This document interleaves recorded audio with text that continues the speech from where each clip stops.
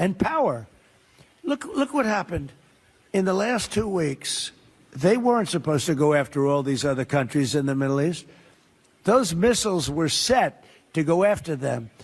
So they hit Qatar, Saudi Arabia, UAE, Bahrain, Kuwait. Nobody expected that. We were shocked. ተናስተልኝ የፈንታሌ ሚዲያ ቤተሰቦች እንዳያችሁት ነው ዶናልድ ትራምፕ በመጨረሻም አምነዋል። ይሄን ማን ይጠብቅ ነበር? በጣም ሾክ አርገናል። እንደሰማችሁት ይሄን ማን ገመተ? ይሄን ሁሉ ሀገር አጠቃችን። እንግዲህ እሳቸው ይሄን የተናገሩት ለምንድነው? በጣም ያ ሁሉ መሳሪያ ዘንቦባታል። ለ40 ዓመት በኢኮኖሚ ተመታለች። በተለይ እሳቸው ከመጡ በኋላ ደግሞ ከኒኩለር ስምምነት እንድትወጣ አድርገዋል። ከስዊፍት ክፍያ አስወግደዋታል። ነዳጅ እንዳትሸጥ አድርገዋታል። መለወጥ መሸጥ አትችልም። ይሄ ሁሉ ሆኖ ግን ኢራን የአካባቢው ተጽዕኖ እንዳላት አምነዋል። ማን ገመተ አሉ። ያን ሁሉ ነው ካዘነብኩ በኋላ አሉ እነዚህ ሁሉ ወዳጅ ሀገሮች መጣች። ለዚህ ነው አንድን ሰው በሚገባው ደረጃ ማወቅ መተንተን በጣም ወሳኝ ነው። አሁን ግን አንድ ነገር ግራ ገብቷቸዋል። ዶናልድ ትራምፕ የሚገቡበት ጨንቋቸዋል። ምክንያቱስ ምንድነው ከተባለ አሜሪካ ውስጥ ያለው የነዳጅ አቅርቦትና ዋጋ በጣም አስፈርቷቸዋል። እሱ ብቻ አይደለም፣ የሆርሙዝ መዘጋት እሱም ሌላ ራስ ምታት ሆኖባቸዋል። ከሁሉ በላይ ግን አሜሪካ ውስጥ በከፍተኛ ሁኔታ እየተተቹ ነው ያሉት። ስለ ዶናልድ ትራምፕ አንድ ነገር እዚህ ጋር እናንሳ። ለምንድነው ማንሳት እናንሳ የምላችሁ? ዶናልድ ትራምፕ እንደምናስበው አይደለም፣ ወይም እንደምናስበው አይደለም። ምን ማለት ነው? በአሜሪካ ውስጥ በጣም ፖለቲካ ፖላራይዜሽኑ እንዲህ እየሰፋ ነው የመጣው እና ለምሳሌ ሁለት መጣሪያ ያላቸው ዶናልድ ትራምፕ አሜሪካ ውስጥ ቢገርማችሁ፣ አንዱ በእሳቸውን በሚደግፉ ነው፣ ሌላው ደግሞ እሳቸውን በሚቃወሙ መካከል ነው ያለው። ለምሳሌ ጋድ ኤምፐረር የሚሏቸው አሉ፣ አምላክ ንጉሠ ነገሥት የሚሏቸው አሉ። ይህ መጠሪያ እንግዲህ በዶናልድ ትራምፕ ደጋፊዎች በተለይ በማህበራዊ ሚዲያ እና በኢንተርኔት ላይ ባሉ እንቅስቃሴ ተከታዮች ኦልት ራይት የሚባሉት ወይም ዘንድ በብዛት ጥቅም ላይ ይውላል። ምንጩ ስሙ ምንድነው? ዋርሃመር 40,000 ከተሰኘው የቪዲዮ ጨዋታና የልብ ወለድ የተወሰደ ሲሆን በታሪክ ውስጥ ጋድ ኤምፐረር ኦፍ ማንካይንድ የሰው ልጅን የሚመራና የማይሸነፍ መሪ ነው ስያሜው። ይህ በደጋፊዎቻቸው መካከል ነው። በነገራችን ላይ የእሳቸውም ስለ ልቦና ነው። አም ዲለር ይላል ሁሌ። ትርጉሙ ምንድነው? ደጋፊዎቹ ትራምፕን እንደ ኃይል የማይበገርና የቆየውን የፖለቲካ ስርዓት ሰባሪ አድርገው እንደሚመለከቷቸው በስፋት ይታመናል። ከአባባላቸው ብዙ ጊዜ ቀልድና ቁም ነገር በመቀላቀል ይሄ በማስመሰል እሳቸው ላይ ይሄ ይንጸባረቃል። ሌላ ሁለተኛው እሳቸውን የሚያዩ ቡድን ደግሞ ምንድነው የሚለው? ደመንትድ ዶናልድ ይላሉ። የአእምሮ ዝግመት ያለበት ዶናልድ ትራምፕ ይላሉ። ይህ ደግሞ በተቃዋሚዎቹ ዘንድ ዶናልድ ትራምፕን ለማጣጣል ለመተቸት የሚጠቀሙበት ስድብ አዘል ስም ነው። ምንጩ ራሱ የቃሉ ምንጭ የአእምሮ ህመም ያለበት ወይም ማሰብ ችሎታው የተዛባበት ማለት ነው። ትርጉሙን ስናየው ጠቅለል በዚህ ከዚህ አውድ ስናየው እሳቸው ምንድነው ተቃዋሚዎቻቸው የእሳቸው ንግግሮች፣ ውሳኔዎችና ባህሪ ያልተረጋጋ ወይም ለአገር መሪ ብቁ ያልሆኑ መሆኑን ለመግለጽ ይጠቀሙበታል። በተለይ በንግግራቸው ውስጥ የሚታዩ ስህተቶችና አነጋጋሪ ሀሳቦች እንደማሳያ ያቀርባሉ። ስለዚህ ምንድነው? ብራንዲንግ ነው፣ መለዮ፣ የአንድን ሰው ታግ የማድረጊያ መለዮ ነው። ደጋፊዎቻቸው በአንድ በኩል ከሰው በላይ የሆነ ኃይል እንዳለው አድርገው ለመሳል ይጠቀማሉ። ተቃዋሚዎቹ ደግሞ ለስልጣን የማይመጥን አድርገው ነው የሚናገሩት። እና አሁን ከዚህ ቪዲዮ የምትሉት የዶናልድ ትራምፕ ፖሊሲ ዝም ብለን ስንመለከተው ከዚህ በፊት ዶናልድ ትራምፕ ራሳቸው በንግግር ዘይቤ በመቃወም ነው የሚታወቁት። በነገራችን ላይ አደገኛ ንግግር ዘይቤ ነው። ለምሳሌ ስሊፒ ጆ ይሏቸዋል ጆ ባይደንን፣ እንቅልፋሙ ለማለት ነው። ክሩክድ ሂላሪ ይሏታል ሂላሪ ክሊንተንን። ሊትል ማርኮ ይሉታል፣ ማርኮ ሩቢዮን አሁን የእሳቸው ውጭ ጉዳይ ሚኒስትር ያደረጉት። በዚህ አባባላቸው በደንብ ነው የሚታወቁት ሰውየው። እና አሁን ምንድነው በሳቸው ደግሞ እንደዚህ አይነት ስመጠ ግን ዶናልድ ትራምፕ ማጠበቀ አሉ ማይሄን ገመተ በጣም ሾክድ ሆነናል። ምክንያታቸውም እሳቸውም የሚሊትሪ ማየታቸው ኃይል በሰላም ነው ፕሪንሲፕላቸው። ግን አሁን በመካከለኛ ምስራቅ ፖሊሲ ለምሳሌ ከ2017 እስከ 2021 ድረስ የአስተዳደር ፖሊሲያቸውን በኢራን ላይ እንኳን ብትመለከቱት በኢራን ላይ ከፍተኛ ጫና አንደኛ አሜሪካ ከኢራን የኒኩለር ስምምነት እንድትወጣ አድርጋለች። በኢራን ላይ ጠንካራ የኢኮኖሚ ማዕቀብ ጥለዋል። ዋናው ዓላማ ምንድነው? የኢራንን ኢኮኖሚ በማዳከም አዲስና ጥብቅ ስምምነት ላይ እንድትፈርም ውስጣዊ መናጋት ወይም የስርዓውን ለውጥ እንዲመጣ በማሰብ ያደረጉት ነው። ሌላ ሁለተኛ የእሳቸው ፎሬን ፖሊሲ ምንድን ነው? መካከለኛው ምስራቅ ላይ ምክንያቱም ደንግጠናል ነው ያሉት። እንግዲህ ይሄ አንድ መሪ ጦርነት ከመክፈቱ በፊት በዚህ ደረጃ ደንግጫለሁ ካለ መሰረታዊ ስህተት ሰርቷል ማለት ነው። የቤት ስራውን ሳይጨርስ ነው የገባው ማለት ነው። አሁን የእሳቸው ሁለተኛው ፎሬን ፖሊሲያቸው ተብሎ ወይም የሚወደስላቸው የአብርሃም ስምምነት ይባላል። አብርሃም ለሙስሊሙም ለጁውም ለክርስቲያኑም እንደ አባት ስለሚታይ ይህ በትራምፕ ዘመን የተገኘ እንግዲህ ትልቅ ዲፕሎማሲ ተደርጎ የሚነሳላቸው ነው። እስራኤል ከተለያዩ የአረብ አገራት ጋር ለምሳሌ አረብ ኤሚሬትስ ብትወስዱ፣ ባህሪን፣ ሞሮኮ፣ እነ ጆርደን ከነዚህ ጋር እርቅ ፈጥረው ኢራንን ማግለል ማለት ነው። ስለዚህ ይሄ አደገኛ አካሄድ ነው። የተወሰነ ሄደዋል። ዶናልድ ትራምፕ መጓዝ ችለዋል። ግን አሁን ዶናልድ ትራምፕ የዚህ የሚድል ኢስትን ፖለቲካ ሲያነቡት ጉድለታቸው የቱ ጋር ነው? ትራምፕ ምን አሉ? ማንም አልጠበቀውም ነው ሲሉ የገለጹት። ምኑን? የኢራንን በተለይ አሴሜትሪክ የሆነ የጦርነት ስልቷን አልጠበቅነውም አሉ። በዛ ላይ በነገራችን ላይ ጦርነት ሲባል ምሽግ ለምሽግ ይዞ ወይም የጦር መሳሪያ ማምከን ወይም አንዳንዴ ደግሞ ከተማ ማጥቃት ነው። የኢራን ግን በጣም ይለያል። የአሜሪካን ሀብቶች በተለይ ዲጂታል ሀብቶችን የነ አማዞንን የነ ማይክሮሶፍት የትልልቅ ኩባንያዎችን ዳታ ሴንተሮች ሁሉ አጥቅታለች። በጣም የዘመነ ያልተጠበቀ ጥቃት ነው። ሌላው ምንድን ነው? የፕሮክሲ ዋሯን ዶናልድ ትራምፕ የሪያሊቲ ሾው ላይ በጣም ስለሚሰሩ በጣም በአድቬንቸር ሁሉን ነገር ነው የሚያዩት። ምን ያህል የመካከለኛው ምስራቅ ጥልቅ በሆነ ቅራኔ ውስጥ ለረጅም ጊዜ የቆመና ኢቭን የማይታረቁ ልዩነቶች እንዳሉ ግንዛቤ የላቸው እና ኢራን አሁን በየመን፣ በሊባኖስ ሂዝቦላ፣ የኢራቅ ያሉ ታጣቂዎችን መጠቀሙ አስደንቋቸዋል። እሱ ብቻ አይደለም የሚገርሙ ብዙ የአረብ ሀገራት ከእስራኤል ጋር ቢስማሙ አሁን እሳቸው የደረሳቸው ከኢራን ጋር ሙሉ ለሙሉ አይን ያወጣ ግጭት ውስጥ መግባት አይፈልጉም። ይሄ ሁሉ ንባብ የላቸውም። ዶናልድ ትራምፕ ደጋግሞ ተናገሩ። ለምን? አረቦቹ እንዲቀላቀሏቸው እነ ሳውዲ አረቢያ፣ እነ ኩዌት፣ እነ ባህሬን፣ እነ ዩኤ ግን ወደኋላ ፈገፈጉ። ቢቸግራቸው የሳውዲ አረቢያ ላይ በሞሳድ ሰላይ አንዳንድ የነዳጅ ማጣሪያዎቿ እንዲመታ አድርገዋል። ሳውዲ አረቢያ ራሷ ይዛ አጋልጣለች። ለምን? የሁሉም አቀፍ ጦርነት ለማድረግ አረቦቹ እንዲሳተፉ ነበር። የአረቦቹ እንደዚህ ሪዘርቭድ መሆን ዶናልድ ትራምፕን አሳብዷቸዋል። ምክንያቱም አይሰሙም። ብዙ ጊዜ አለ መካሪውን ያልሰማ መሪ የሚባል ነገር አይሰሙም። መስሚያቸው ጦራቸው ጥጥ ነው። ግን የትራምፕ የንግድ ዓለም አስተሳሰቡ አሁን ፈንዳሜንታል እንትን እሱ ነው። ወደ ፖለቲካ በማምጣት ማለት ነው ከፍተኛ ጫና ካደረኩ ይንበረከካሉ ነው። አልሆነም። ኔታንያሁ ራሱ ምን ብሎ ንግግር ሲያደርግ ምን አለ? እኛ የስርዓት የመለወጥ ኢቭን አለ እኮ አሁን እቅድ የለንም፣ አይቻልም። ግን የስርዓት ለውጥ በኢራን ውስጥ እንዲመጣ ሁሉን ነገር አመቻችተናል። የቀረው የኢራን ህዝብ ነው መነሳት ያለበታል። ዶናልድ ትራምፕስ መጀመሪያ ጦርነቱ ጀምሮ ነው የኢራን ዜጎች ሀገራችሁን ለመረከብ ተዘጋጁ። እንኳን ሀገር ሊያስረግቡ የእሳቸው መርከብ ዛሬ በሆርሙዝ ማለፍ አይችልም። እሱም በኋላ እናየዋለን።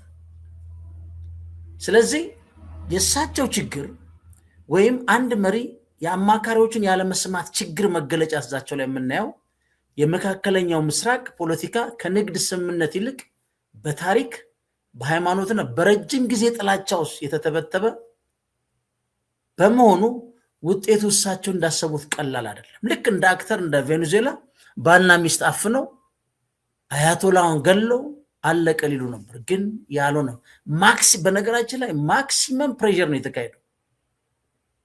ቀላል እንዳይመስላችሁ።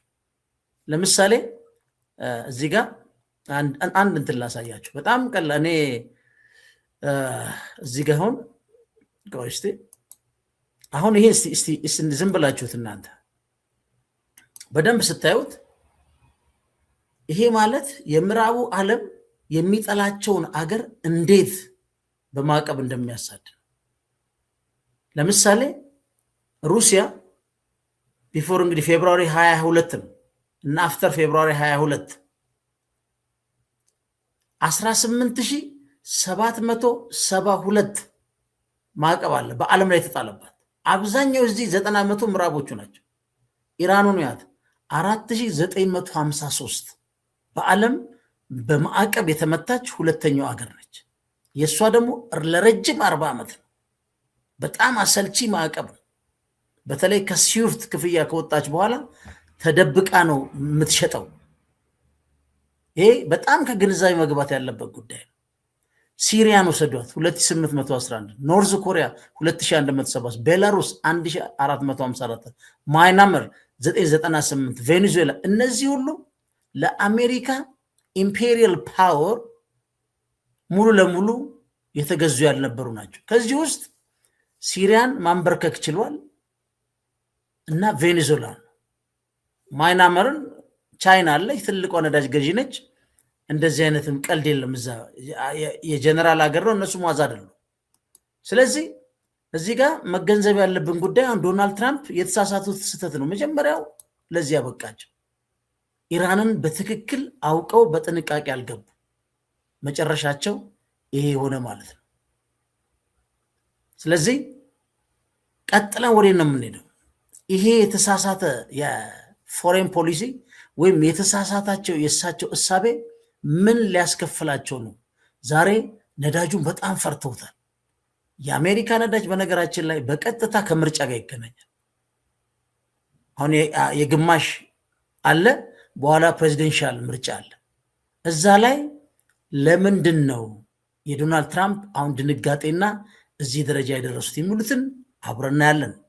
ቻናላችን ላይክ፣ ሰብስክራይብ ማድረጋችሁን አትዘንጉ። አብረን ነው።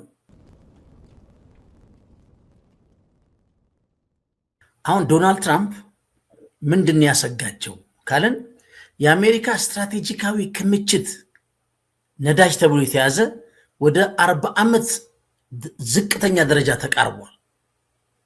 አሁን የዩናይትድ ስቴትስ የስትራቴጂክ የነዳጅ ክምችት 172 ሚሊዮን በርሜል ለማውጣት ዝግጅት ላይ ትገኛለች። ይህ አጠቃላይ ክምችቱን ወደ 243 ሚሊዮን በርሜል ዝቅ የሚያደርገው ሲሆን ይህም ከ1980ዎቹ የታየ ዝቅተኛ ደረጃና ከአጠቃቀም ወይም ከአጠቃላይ የማከማቸው አቅሙ 34 በመቶ ብቻ ነው። ለቴክኒካዊ ስራዎች አስፈላጊ የሆነ 150 ሚሊዮን በርሜል ተቀንሶ ለአገልግሎት የሚውለው ነዳጅ 93 ሚሊዮን በርሜል ብቻ ይሆናል። ይህም በሆርሙዝ የባህር ሸጥ ወይም ወሽመጥ በኩል ከሚያልፈው የነዳጅ ፍሰት የ5 ቀን መጠን ያነሰ ነው። በሩሲያና ዩክሬን ግጭት እንኳን መጀመሪያ ላይ የነበረው የአሜሪካ ክምችት በ400 ሚሊዮን በርሜል ቀንሷል። ይህ ሀገሪቷ የአደጋ ጊዜ የኢነርጂ መጠን በፍጥነት እየቀነሰ ነው። ስለዚህ አሁን ዶናልድ ትራምፕ ታንቀዋል። አሁን ልክ እዚህ ላይ እንደምትመለከቱት $100 አልፏል እና የአጭር ጊዜ የገበያ ተጽዕኖ ያመጣባቸዋል። ዋናው ግን ስልጣን ያሳጣቸዋል። ጆ ባይደን ይሄ ገጥሞት ከዚህ ክምችት አውጥቷል።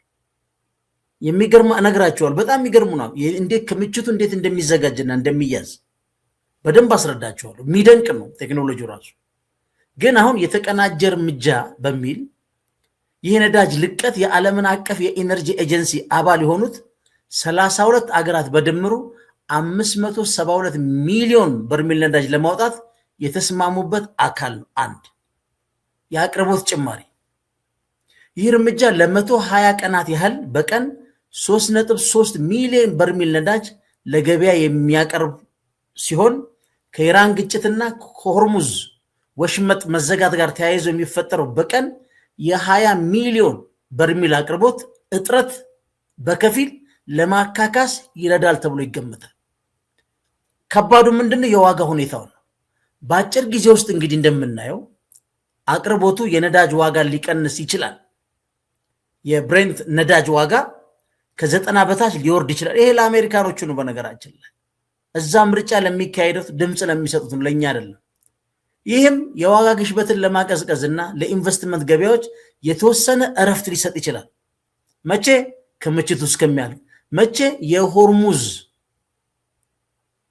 ወሽመጥን እሱን ማስከፈት እስከሚችሉ ማለት ነው። ስጋቱ ምንድን ነው? የነዳጅ አምራች ዋጋ ጫና ሊገጥማቸው ይችላል። እንዲሁም በገበያ ውስጥ ያለው አለመረጋጋት እንደቀጠለ ሊቆይ ይችላል። ስለዚህ እየጨመረ የመጣው ስትራቴጂካዊ ኢነርጂ ስጋት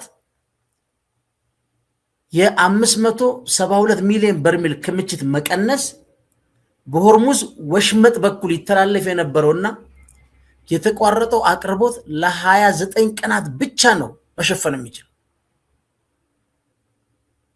ግጭቱ ከተጀመረ 13 ቀን ስላለፉት ዛሬ 14 15 በዚህ ጊዜ ውስጥ 260 ሚሊዮን በርሜል የሚሆን አቅርቦት በመጥፋቱ አሁን ይፋ የተደረገው ክምችት ግጭቱ የሚቀጥል ከሆነ ለተጨማሪ 16 ቀናት ብቻ ነው ሽፋን የሚሰጠው ማለት ነው። ይህ ምን ማለት ነው? ምንድን ነው የጨነቃቸው የሚለውን መጀመሪያ ማየት ያለብን ስትራቴጂክ ፔትሮሊየም ሪዘርቭ ምን ማለት ነው? ይህን በደንብ ማየት ያስፈልጋል። የዶናልድ ትራምፕን ስጋት ለመጋራት ምን ማለት ነው? እሱን በደንብ ለይተን ማየት የግድ ነው። ይሄ ማለት ነው በዚህ በነጩ እናድርገውና ይሄ የእሳቸው ለምን ስጋት ውስጥ ገቡ የሚለው ነው።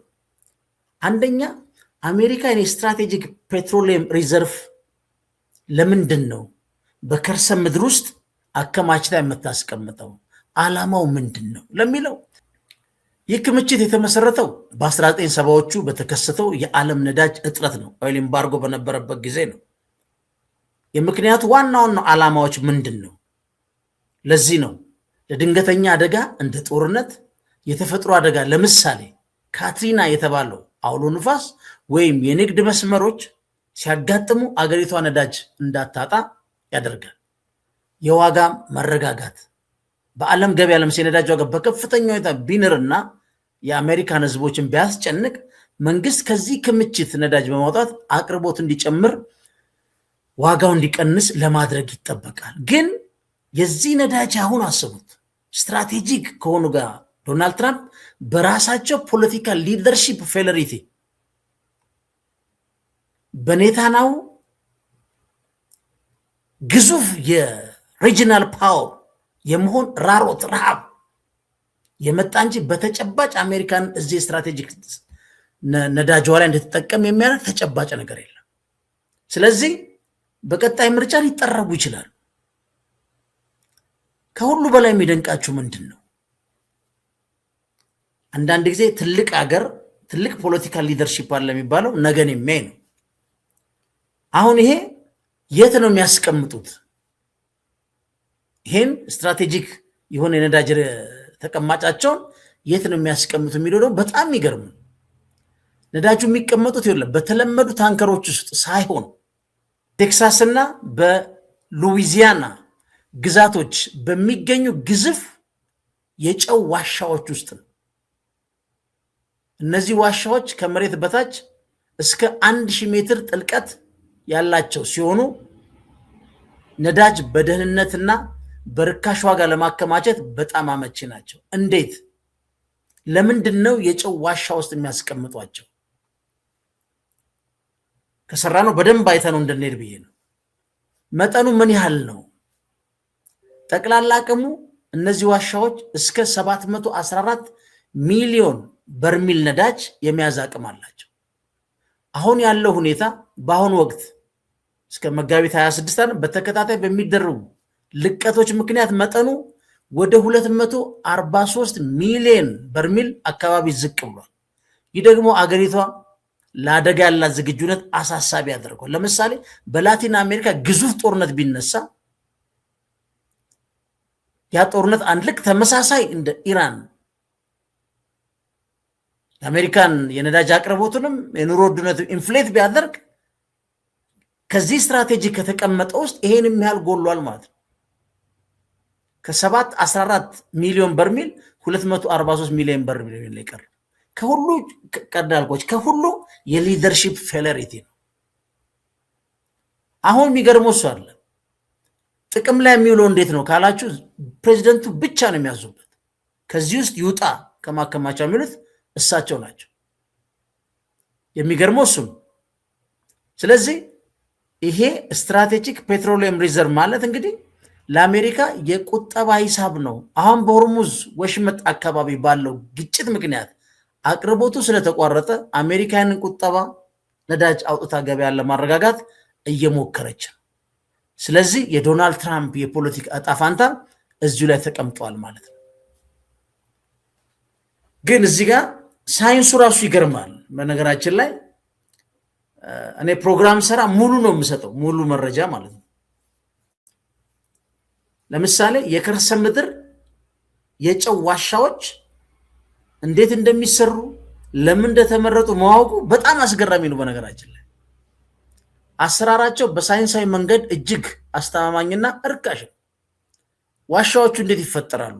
የ1000 ሜትር ጥልቀት ያላቸው 714 ሚሊዮን የሚሸከሙትን ብላችሁ ከጠየቃችሁ እነዚህ ዋሻዎች በተፈጥሮ የተገኙ ሳይሆኑ በሰው ሰራሽ መንገድ የተሰሩ ናቸው። መሐንዲሶች ወደ መሬት ውስጥ በመቆፈር ግዙፍ የጨው ክምችት ውስጥ ይገባሉ። መሬቱ ጨዋማ ነው፣ ጨው አለው ውስጥ። ከዚያም ከፍተኛ የውሃ ግፊት በመጠቀም ጨውን በማሟሟት ክፍት ቦታ ይፈጥራሉ። በዚህ መንገድ የሚፈጠሩት ዋሻዎቹ እያንዳንዳቸው ከ600 እስከ 1000 ሜትር ጥልቀትና 60 ሜትር ስፋት ሊኖራቸው ይችላል። ይህም የአሜሪካና የዋሽንግተን መታሰቢያ ሐውልት አሁን ትልቁ አላለ በውስጣቸው በቀላሉ የሚያዝ ስፋት አላቸው። ግን እዚህ ጋር ለምን ጨውን መረጡ አሜሪካኖቹ? ይህን ክምችት ሲያስቀምጡ የጨው ዋሻዎች ለነዳጅ ማከማቻ ተመራጭ የሆኑባቸው 3 ዋና ዋና ምክንያቶች አሉ። አንደኛው ፍሳሽ መከላከል ነው። ጨው እንደ ብረት ወይም ኮንክሪት በቀላሉ አይሰነጠቅም። አንድ በከፍተኛ ጫና ውስጥ ኢቨን በሚሆን ጊዜ የመለጠጥ ባህሪ ነው ያለው። ማንኛውም ትንሽ ስንጥቅ በራሱ ይደፍናል ጨው። ስለዚህ ነዳጁ ፈሶ አይጠፋም። ሌላው ምንድነው? አለመቀላቀል። ዘይትና ነዳጅ ወይም ዘይትና ጨው አይቀላቀሉም። ስለዚህ ነዳጁ በዋሻ ውስጥ ለብዙ ዓመታት ቢቆይም ጥራቱ አይበላሽም። ሌላው ምንድነው?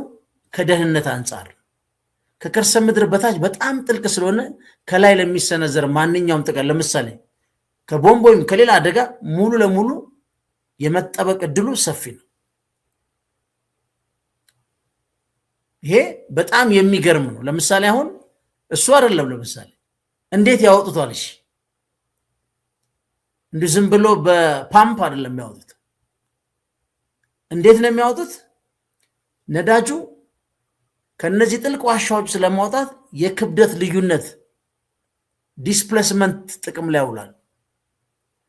ነዳጅ ከውሃ ይልቅ የቀለለ ስለሆነ ማለት ነው ሁልጊዜ ከላይ ይንሳፈፋል። ነዳጅ በሚፈለግበት ጊዜ ወደ ዋሻው ግርጌ ከፍተኛ መጠን ያለው ጨዋማ ውሃ ይረጫል። ይህ ውሃ ነዳጁን ወደ ላይ ይገፈዋል። ከዚያም ነዳጁ በቧንቧዎቹ በኩል ወደ ማጣሪያው ፋብሪካ ይላካል ማለት ነው።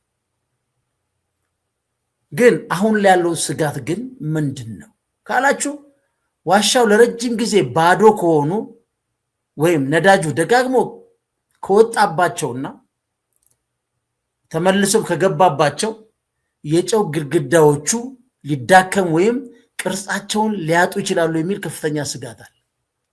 አሁን አሜሪካን ከምችቷን ወደ 34% ዝቅ አድርጋለች። የዋሻዎቹ እንግዲህ መዋቅራዊ ጥንካሬ ስትራክቸራል ኢንቴግሪቲው እንዳይጎዳ ባለሙያዎች ስጋታቸውን እየገለጹ ነው ያሉት። የሚገርም ነው። በአንዱ ብትሄዱ በሌላ ብትሄዱ የሚገርም። ስለዚህ ይሄ እዚህ ጋር ግን በጣም ከፍተኛ ሴኩሪቲ ባለው ወታደራዊ ጥበቃ ነው በነገራችን ላይ የሚደረግለት። ዲጂታል ነው፣ ዘመናዊ ስልጠና የወሰዱ ወታደሮች ነው የሚጠብቁት። ይሄን እዚህ ጋር ካለ በኋላ ቀጥሎ ወዴት እንሄዳለን? ለዚህ ሁሉ ስትራቴጂክ ነዳጅ መጓደል ምክንያት የሆነው የሆርሙዝ ወሽመጥ ዶናልድ ትራምፕን በጣም ያስጨነቃቸው። አንደኛ አት ፌስ ቫሊው አሜሪካን ኢምፓየር ታላቁ አሜሪካ እኔ አልጠበቅኩም ደንግጫለሁ ያስባለችውን ኢራንን ማለት ነው እሷ ፊት አንሰው ዛሬ በኢቨን በዚህ 15 ቀን መታየታቸው እብድኗል። ቤንጃሚን ኔታንያሁ የተለያየ ቪዲዮ እየተለቀቀ ታያላችሁ። ለምን? እሱ ራሱ ደንግጧል። በዚህ ደረጃ በኢራን ጥቃት ይደርስብናል ብሎ አልገመቱ። እንደ በፊት አንድ ግንብ ሲወድቅ እየሮጠ ወይ ሰው ሲመታ እየሄደ እዛ ቆሞ የሚናገረውን በዛ ሁሉ ግርማ ሞገስና ማስፈራራት ወፍ የለም። ጭራሽ አልፎ ተርፎ ሞቷል እያሉ። ስለዚህ የዶናልድ ትራምፕ ድንጋጤና የኢራን ያልተገመተ ወይም ያልተገመተች አጥቂ የመሆኑ ጉዳይ አሁን በሆርሙዝ ዋናው ፋይናል ነው። በነገራችን ላይ ጦርነቱ ላይ ፋይናል ነው እየደረስን ያለው። ቻናላችን ላይክ ሰብስክራይብ አድርጉ። ወደ ሆርሙዝ እንሻገር።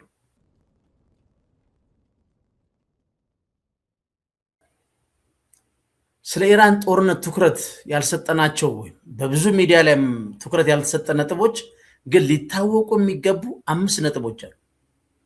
ምን መሰላችሁ? በኢራን ላይ እንግዲህ እየተሰነዘሩ ባሉ ባለፈው ምን አስተያየት አይቻለሁ ራሴ ዩቲዩብ ላይ የአሜሪካና የእስራኤል ጥቃቶች ዜና በጣም ከፍተኛ ሽፋናል። ብዙ ኩነቶች ተከናውነዋል። ግን ለእኔም አድማጮች እኔም የማምንበትን አንዳንዶቹም ኔጌቲቭ ቢሰጡም የአድማጭ ናቸውና ይከበራሉ። ግን መሰረታዊ ነገር ላይ መጀመሪያ እንቀመጥ። አንደኛ ሰላም በጭራሽ አማራጭ አልነበርም። በዚህ ጦርነት ውስጥ መታወቅ ያለብን ከዓለም አቀፍ ሕግ ጋር ፈጽሞ የተጻረረ ፍቃድ የሌለው ጦርነት። ከሁሉ በላይ የኦማን የውጭ ጉዳይ ሚኒስትር እንዳረጋገጡት ኢራን የኒኩለር መሳሪያ ላለማከማቸት አስቀድማ ተስማምታም ነበር። ነገር ግን ስምምነቱ በተደረገ ማግስት ኢራን ላይ ምን ሆናል? ጥቃት ተፈጽሟል። አደራዳሪ ግን ጥሩ ሁኔታ ላይ ነው ያለነው። አንድ እዚህ ጋር ሁላችንም ልንገነዘብ ይገባል። ሁለተኛው ነጥብ ኔታንያሁን መሸፈን። እንደ ውጭ ጉዳይ ሚኒስትር ማርኮ ሩቢዮ ገለጻ አሜሪካ ቀድማ በኢራን ላይ ጥቃት የሰነዘረችው እስራኤል ጥቃት ልትሰነዝር መሆኗን ስላወቀች ነው። ዋሽንግተን ይህ ከተደረገ ኢራን በአሜሪካ የጦር ሰፈሮች ላይ አጸፋ እርምጃ እንደምትወስድ አስቀድማ ተረድታ ነው። ኔታንያሁ ስለሚመታቸው ቀጥሎ ወደኛ እንደሚመጡ ስላወቅን መታ ናቸው። ይህ በጣም የሚገርም አንድ ታላቅ የአሜሪካን መንግስት ከሚመራ ውጭ ጉዳይ ሚኒስትር የማይጠበቅ ማለት በጣም አሳፋሪ ምላሽ። ሶስተኛው የአሜሪካ እስራኤል የበላይነት አለመኖሩ ነው። ይህ በግልጽ እዚህ ላይ አሁን በበላይነት የሚባል የለም። በተለይ የኢራን ሚሳይሎች የአሜሪካና የእስራኤልን የጦር ኢላማዎች በትክክል እየመቱ ነው። ይህም የምዕራባውያን የአየር መከላከያ ስርዓት እንደሚባለው የማይበገር አለመሆኑ አሳይተዋል። ዱቄት እያደረጉት ነው፣ እነሱም እየተመቱ ነው። ሌላው ተጨባጭ ሁኔታ የኢራን ጠንካራ መሰረተ ልማት እየተደረመሰ ነው፣ እያጠቃ ነው፣ እያፈረስ ነው ቢሉ አሜሪካንም እስራኤል የቴሄራን የመሬት ውስጥ ወታደራዊ መሰረተ ልማት በአብዛኛው ሳይነካ የተረፈ ሲሆን የአሜሪካና የእስራኤል ጥቃት የሚፈልጉት ውጤት ሳያመጡ ቀርተዋል። ዶናልድ ትራምፕ የደነገጥነው ለዛ ነው ብለዋል። ከ5 ጊዜ በላይ በንግግራቸው ማሸነፋቸውን አውጀዋል። ኔታንያሁ ከ5 አለም ከ10 ጊዜ በላይ ፈጽሞ በፊቷ ኢራን አይደለችም ደምስሰናታል ብለዋል። ይህን መግለጫ ከሰጡ በኋላ ነው እንግዲህ ጎረቤት ሀገሮችም እየተመቱ ያሉት፣ እስራኤልም እየተመታቸው ያለ። ስለዚህ ግልጽ የሆነ የኃይል አለመመጣጠን አልታየም፣ የበላይነትም አልታየም ማለት ነው። ከፍተኛውን ግን ያው የአሜሪካ ትልቅ ቦምቦች ያው ኢራንን እያረሱ ነው። ሌላው ምንድነው? አሜሪካ ለየብስ ወረራ ሰበብ ትፈልጋለች እየተባለ ነው። እሱንም በኋላ አሳያቸዋል። የፎልስ ፍላግ አታክ ነው የሚሉት። በምድር ለመግባት ግን ያዋጣታል አያዋጣትም፣ እሱ ሌላ ጉዳይ ነው። ለምሳሌ የኦፕን ኤአይ ዋና ስራ አስፈጻሚ አልትማን ከፔንታጎን ጋር ያላቸውን ግንኙነት ሲያጸድቁ በአሜሪካ ላይ ጥቃት ከተፈጸመ ማግስት ምን ሊሰማኝ እንደሚችል ለማሰብ ሞክሬያለሁ ይላሉ። ጥቃት በመመለሱ ግን አስፈሪ ነው። ይህ በእንዲህ እንዳለ ኤፍቢአይ በየካቲት ወር መጨረሻ ላይ ለካሊፎርኒያ ፖሊስ በሰጠው ማስጠንቀቂያ ምን አለ? ኢራን ለአሜሪካ የቦምብ ጥቃት አጸፋ ለመለስ በምዕራብ የባህር ዳርቻ ላይ በድሮን ጥቃት ልትሰነዝር እንደምትችል ገልጸዋል። ልብ በሉ። ይሄ እንግዲህ ፎልስ ፍላግ ነው የሚባለው ለምንድን ነው? እንደዚህ አይነት ነገሮች ማወቅ ያለብን ነገር። ለዚህ ግን ማን ነው ወዲያው መልስ የሰጡት? የኢራን የብሔራዊ ደህንነት አማካሪ አሊ ላርጃኒ ምን አሉ? እሑድ ዕለት ምን አሉ? ሰውየው ባወጡት መግለጫ በኢራን ላይ ሰበብ ለመፈለግ ታስቦ የተጠነሰሰ የሴራ ዕቅድ እንዳለ አስጠነቀቁ። ምን አይነት ሴራ? የሴፕቴምበር 9/11 አይነት ጥቃት ስጋት እሳቸው ምንድን ነው ያሉት? የኤፕስቲን መረብ ቀሪ አባላት የሆኑ አካላት እንደ መስከረም 11 አይነት ጥቃት በመፈጸም ጥፋቱን በኢራን ላይ ለማሳካክ ወይም ለማላከክ እያደቡ መሆኑን መረጃ ደርሶናል። እኛ ከአሜሪካ ሕዝብ ጋር ጦርነት የለንም። ኢራን እንዲያሉ አሸባሪ ድርጊቶች እንደምትቃወምና ከአሜሪካ ሕዝብ ጋር ምንም አይነት ጦርነት የሚያስገባን አጀንዳ የለንም። ግን ራስን የመከላከል እርምጃ፣ ራስን የማቆየት እርምጃ ሰርቫይቫል እያደረግን ያለ ነው የሚል ተናግረዋል። ስለዚህ ወዴት እያደገ ነው ማለት ነው?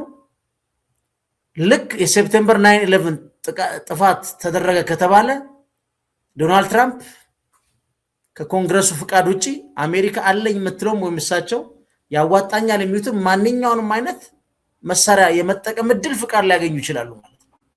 ግን የለንበትም ብለዋል። እሱ ብቻ አይደለም፣ ዶናልድ ትራምፕ በዚህ ብቻ አይደለም ኪሳራቸው። 5 ሀገሮች ጠሩ። የሆርሙዝ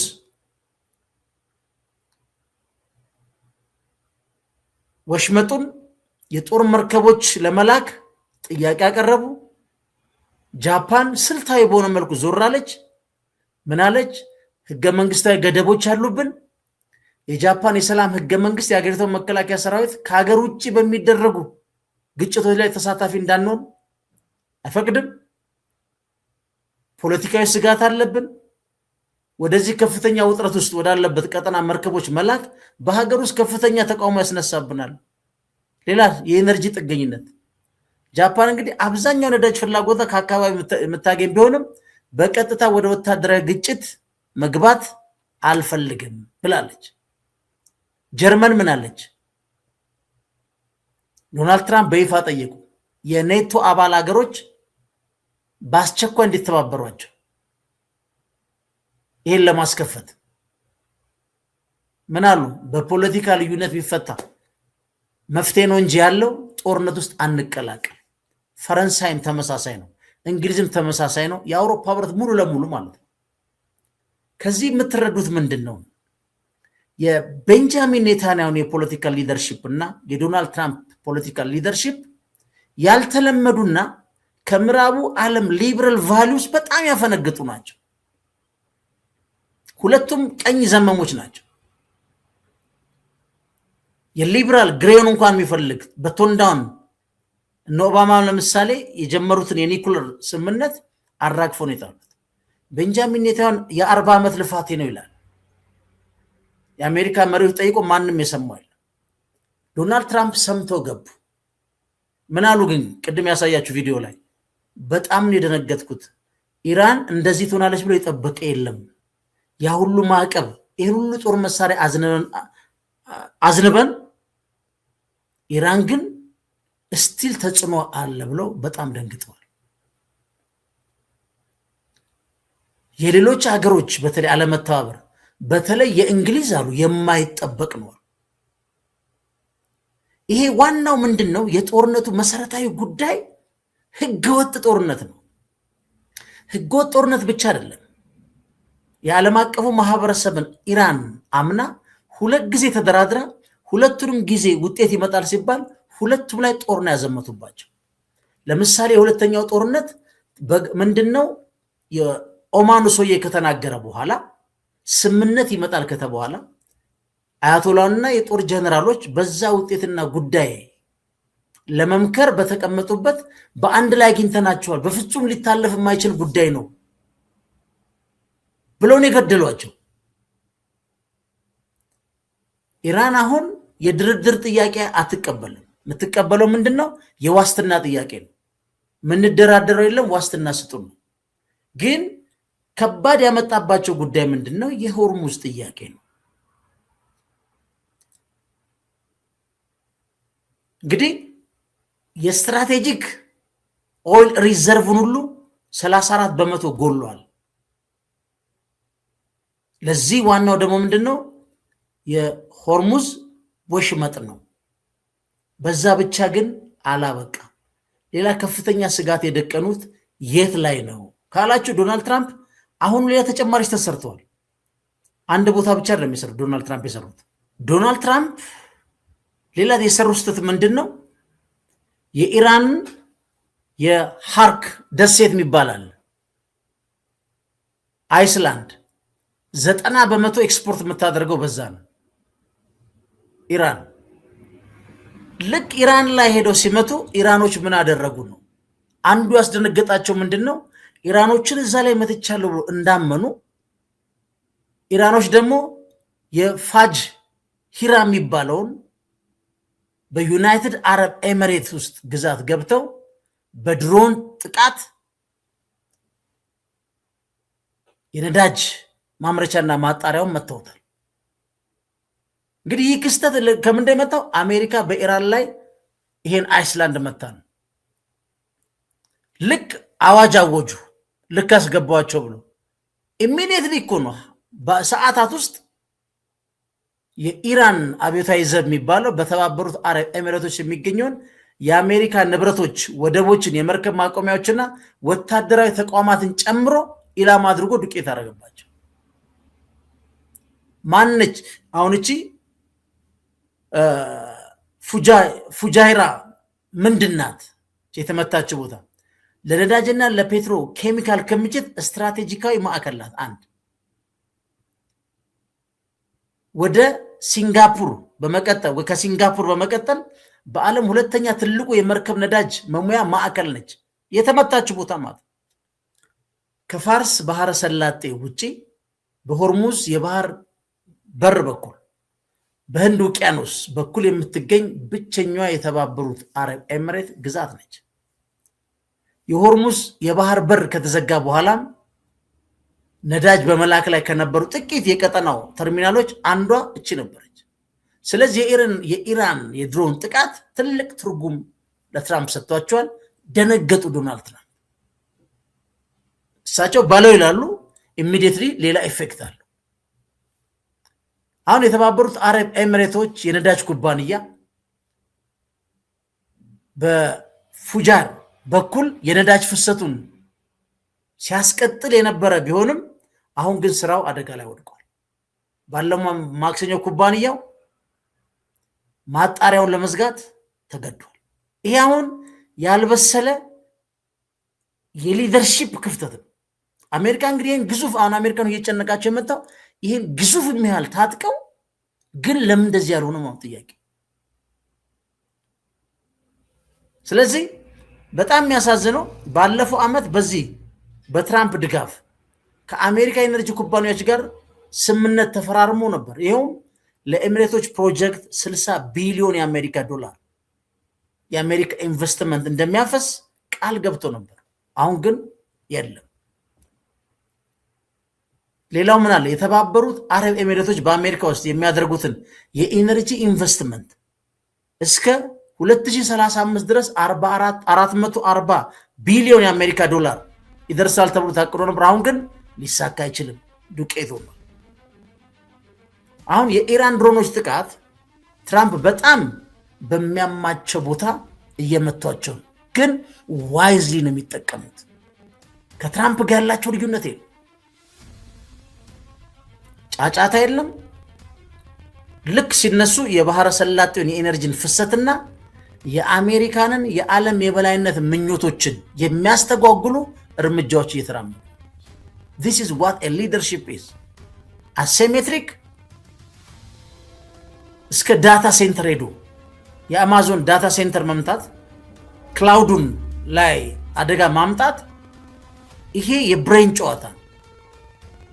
ኢራንን አርሻለሁ ብሎ ሲሄዱ በቢሊዮን የገነቡትን በመካከለኛው ምስራቅ የአሜሪካን ሀብቶች ማውደም፣ ይሄ በጣም ከባድ። ለዚህ ነው ደንግጠናል አሉ ዶናልድ ትራምፕ። ይሄ አጠቃላይ እንግዲህ የኦይል ክራይሲሱ የመጣው አንዱ ነው። የስትራቴጂክ ኦይል ሪዘርቭ ላይ ሄደው ደግሞ ያጎደሏት ጉዳይ የእሳቸው የዚህ ሁሉ ድምር የሊደርሺፕ ዴፊሲት ነው። እዚህ ላይ መታመን ያለብን አሁን አንዱ ትራምፕ ለምንድን ነው የፈሩት የሚል ነገር አለ። ትራምፕ የፈሩት ለምንድን ነው? አሜሪካ ግዙፍ ሰራዊት ያላት ነች፣ ግን ለምን ፈሩ ትራምፕ የሚለው ነው መመለስ ያለብን። አሁን እዚህ ጋር አንድ ነገር ልብ ብለን መጠንቀቅ አለብን። የሆርሙዝ ወጥመድን ለምን ፈሩ? ኢራን በአሜሪካ ላይ ለምን የበላይነት አገኘች? ዶናልድ ትራምፕ ለምን እርዳታ ለመኑ የሚለውን ማወቅ በጣም አሪፍ ነው። ምክንያቱም የዶናልድ ትራምፕ የኢራን በቀላሉ መውጫ ወደ ሌለው ሙሉ በሙሉ ትራፕ ውስጥ እየከተተቻቸው ያለችው የመወጣጠር ወጥመድ እስካሌሽን ትራፕ ውስጥ እየከተተቻቸው ያለው። አሁን የካቲት 11 ላይ በአሜሪካና በእስራኤል የተሰነዘረው የመጀመሪያው ጥቃት ታስታውሳላችሁ። በኋላ ጥቃቱን አጠናክሮ የመቀጠል ስትራቴጂ የግድ ነው አሉና ውጤቱ ግን የተገላቢጦሽ ነው። በዚህ መሃል ምን ተከሰተን? ኢራን ወደ ትልቅ ጥንካሬዋ ፊቷን አዙራለች። ይኸውም አነስተኛ ወጪ የሚጠይቅ ነገር ግን ከፍተኛ ጉዳት የሚያስከትል ኢተመጣጣኝ አጸፋ እርምጃ ትወስዳለች። አሲሜትሪካል ሪታሊዬሽን ነው። ዘሴም ቲንግ ሆርሙዝ ላይ የሚጠብቃቸው 70 መርከብ የሚሸከም ይዘው ይመጣሉ። እሳቸው በትንንሽ በሚሊዮን ዶላር ያልተሰሩ ደግሞ መርከቡን የሚወድሙበት እድል አለበት። የአብርሃም ሊንከን መርከብ አሜሪካ አድሚት አላደረገችም፣ ተመቶ ወደ አሜሪካ እየተመለሰ። ስለዚህ የኢራን የሆርሙዝ መልክዓ ምድራዊ አቀማመጥና ስትራቴጂካዊ ተከላካዩን በእጅጉ በሚደገፍበት ሁኔታ ወደ ከፍተኛ አደጋ መፍጠሪያ ቀይረዋለች። ምክንያቱም 40 ዓመት ነው የተዘጋጀ ነው። አንድ ቀን እንደምትመቱ እንደምትወሩ እናውቃለን። ግን ለማሸነፍ ሳይሆን መንግስታችንን ግን ሰርቫይቫል እንዲቆይ ስንሰራ ነበር ነው ያሉት። ለምሳሌ በሰሜን በኩል በኢራን በደቡብ በኩል ደግሞ በተባበሩት አረብ ኤሚሬትስ እና በኦማን መካከል የሚገኘው የሆርሙዝ ወሽመጥ ወደ 160 ኪሎ ሜትር የሚጠጋ ርዝመት ያለው ሲሆን በጣም ጠባብ በሆነ ቦታ ላይ ደግሞ ስፋቱ 39 ኪሎ ሜትር ነው። 21 የባህር ኃይል ወይም 21 የባህር ማይል ነው። በሁለቱም አቅጣጫ ያሉት የመርከብ መተላለፊያ መንገዶች በግምት 3.7 ኪሎ ሜትር ስፋት ያላቸው ሲሆኑ በመካከላቸው ባለ 2 ማይል የጥበቃ ክልል አለ፣ በፈር ዞን አለ። ይህ የትራፊክ መለያ መስመር በጣም ጠባብ በመሆኑ መርከቦቹ ለጥቃት የተጋለጡ ያደርጋቸዋል። ይህም ለኢራን የጦር መሳሪያዎች ምቹ ኢላማ ይሆናል።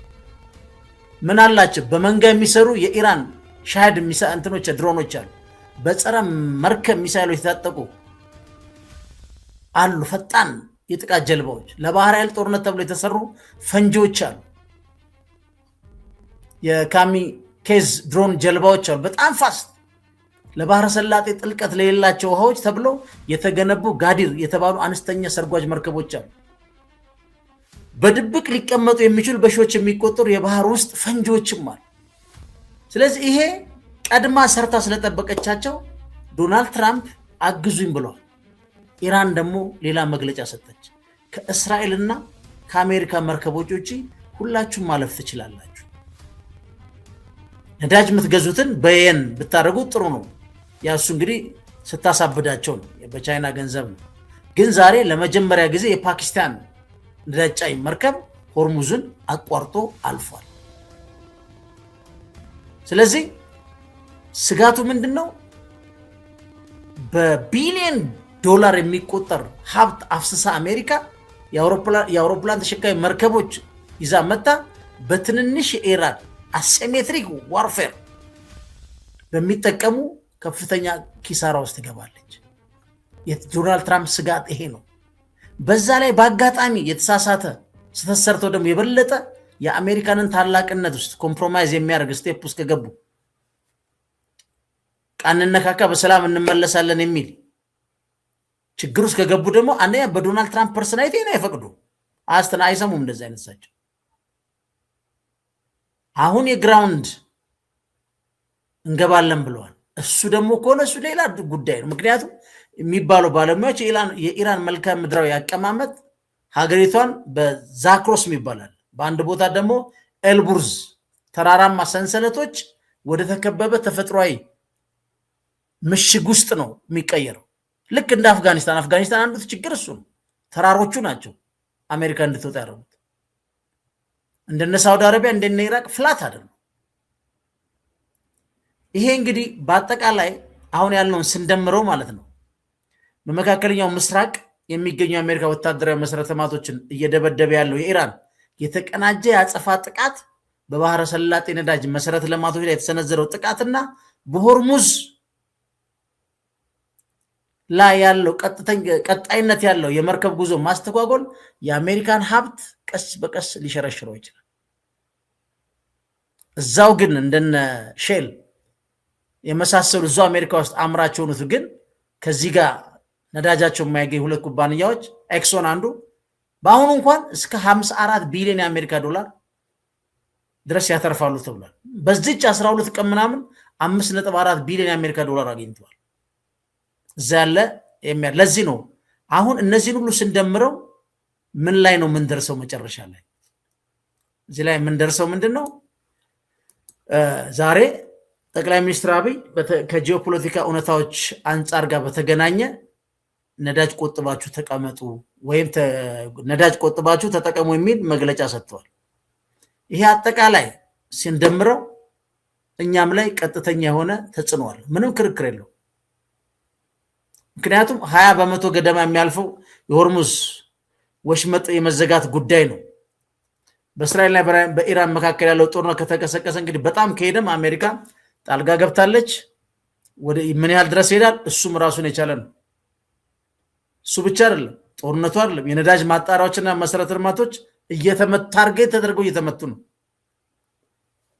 የቀይ ባህር ትራንዚት መስተጓጎል አሁን በአሁኑ ወቅት በየመን የሚገኙት ሁቲዎች ምንድን ነው አማጽያን በእስራኤልና በአሜሪካ ላይ ባላቸው ተቃውሞ በቀይ ባህር የሚያልፍ መርከቦች እያጠቁ ነው።